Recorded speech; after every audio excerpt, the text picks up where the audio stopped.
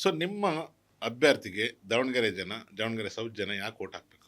ಒಂದು, ಅವ್ರ ವರ್ಚಸ್ಸಕ್ಕಾಗಿ, ಕ್ಯಾಂಡಿಡೇಟ್ ವರ್ಚಸ್ಸು, ಶ್ರೀನಿವಾಸ್ ವರ್ಚಸ್ಸಕ್ಕಾಗಿ. ಇನ್ನೊಂದು, ಅವ್ರ ತಂದೆ ನಡೆದು ಬಂದ ಹಾದಿಯಲ್ಲಿ ದಾಸ್ ಕರಿಯಪ್ಪನವರು. ಇನ್ನೊಂದು, ಬಿ ಜೆ ಪಿ ಏನು ಯಾವ್ಯಾವ ಪ್ರಿನ್ಸಿಪಲ್ಸ್ಗೆ ನಿಂತ್ಕೊಳ್ಳುತ್ತಲ್ಲ, ಬಿ ಜೆ ಪಿ ಇದಲ್ಲ, ಅದಕ್ಕೆ ನೀವು ನಮಗೆ ನೀವು ಓಟ್ ಹಾಕಿ ಅಂತ. ನಮ್ಮ ಮೇಲೆ ನೀವು ಒಂದು ಸಾರ್ತಿ ಅದು ನೀವು ನಂಬಿಕೆ, ನೀವು ಕಾಂಗ್ರೆಸ್ ಬಿಟ್ಟು ನಮಗೆ ನೀವು ಹಾಕಿ ನೋಡಿ, ನೀವು ಆವಾಗ ನಿಮ್ಗೆ ಗೊತ್ತಾಗತ್ತೆ that what is the meaning of equality. You are not treated equal ಆಗಿ. ನಿಮ್ಗೆ ಯಾರು ಟ್ರೀಟ್ ಮಾಡ್ತಾ ಇಲ್ಲ, ನಿಮಗೆ ಕೆಳಗಡೆ ನೋಡ್ತಾ ಇದ್ದಾರೆ. ನೀವು ಅಲ್ಲೇ ಇರಬೇಕು, ಅಲ್ಲಿಂದ ನೀವು ಮೇಲೆ ಎದ್ದೇಳಬಾರ್ದು. ಈಗ ತೋರಿಸ್ಬಿಟ್ರಲ್ಲ, ನೀವು ಎದ್ದೇಳಬಾರ್ದು, ತೋರಿಸ್ಬಿಟ್ರಲ್ಲ ನೀವು ಎದ್ದೇಳಬಾರ್ದು ಅಂತ.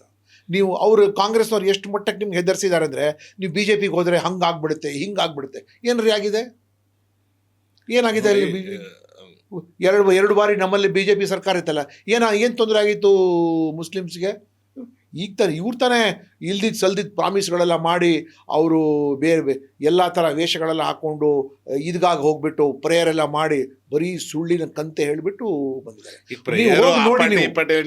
ನಿಮ್ಮ ಪಾರ್ಟಿ ಕೂಡ ಪ್ರೇಯರ್ ಮಾಡಕ್ಕೆ ಹೋಗ್ತಾರೆ ಅಲ್ಲ, ಮಾಡದಂತರ ಏನು? We will treat you equally. ನಿಮ್ಮಲ್ಲಿ ಇಲ್ಲಿ ಕಾಂಗ್ರೆಸ್ನವರು ಅತಿ ಮಾಡಿಬಿಟ್ಟು ಅವ್ರಿಗೆ ಒಂಥರ ಟೇಕ್ ಇಟ್ ಫಾರ್ ಗ್ರಾಂಟೆಡ್. ಇವ್ರಿಗೆ ಎಷ್ಟು ಒದ್ರೂ ಇವ್ರು ಎಲ್ಲೂ ಹೋಗಲ್ಲ, ಇವ್ರು ನಮ್ಮ ಹತ್ರನೇ ಇರಬೇಕು ಅಂತ ಆ ಭಾವನೆ. ಅದರಿಂದ ಹೊರಗಡೆ ಬನ್ನಿ ಅಂತ ನಾನು ಆಮ್ ಟೆಲಿಂಗ್.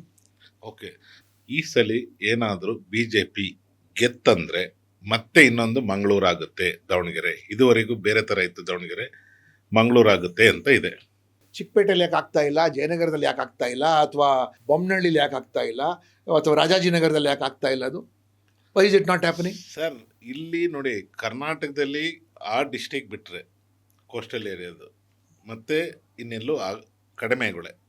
ಹುಬ್ಳಿನಲ್ಲಿ ತಮಗೆ ಗೊತ್ತು, ಯಾವಾಗಲೂ 1-2 ಟೈಮ್. ಈಗ ಹುಬ್ಳಿಲಿ ನಮ್ಮ ಪಕ್ಷದ ಶಾಸಕರಿದ್ದಾರೆ, ಸಂಸದರು ಇದ್ದಾರೆ. ಏನೇನು ಹುಬ್ಳಿ ಏನು ಕುದೀತಾ ಇದೆಯಾ? ಹುಬ್ಳಿ ಅಲ್ಲ, ಹುಬ್ಳಿ ಕುದಿಯೋದಕ್ಕೆ ಅಲ್ಲಿ ಸೈಲೆಂಟ್ ಆಗಿದೆಯಲ್ಲ. ನಾನು ಹೇಳ್ತಾ ಇರೋದು ಅಲ್ಲಿ ಒಂದು 2 ಟೈಮ್ ಆಗಿತ್ತು ನಾನು ನೋಡಿದ ಪ್ರಕಾರ, ನನಗೆ ತಿಳಿದು ಬಂದ ಪ್ರಕಾರ, ಆಯ್ತಾ? ಅದನ್ನ ಬಿಟ್ಟರೆ ಜಾಸ್ತಿ ಆಗಿಲ್ಲ. ಬಟ್ ಇಲ್ಲಿ ಈ ಸಿಚುವೇಶನ್ ಹುಬ್ಳಿಲಿ ಜೆಂಡಾ ಗಲಾಟೆ ಟೈಮಲ್ಲಿ ನಾನು ಡೆಪ್ಟಿ ಕಮಿಷನರ್ ಪೊಲೀಸ್ ಆಗಿದ್ದೇನೆ. ಅಲ್ಲಿ ಫೈರಿಂಗ್ ಆದ ನಂತರ 95ನೇ ಇಸ್ವಿಯಲ್ಲಿ ಅಂದಿನ ಸರ್ಕಾರ ನನಗೆ ಡೆಪ್ಟಿ ಕಮಿಷನರ್ ಪೊಲೀಸ್ ಆಗಿ ನನಗೆ ಪೋಸ್ಟ್ ಮಾಡಿದ್ರು ಅಲ್ಲಿಗೆ.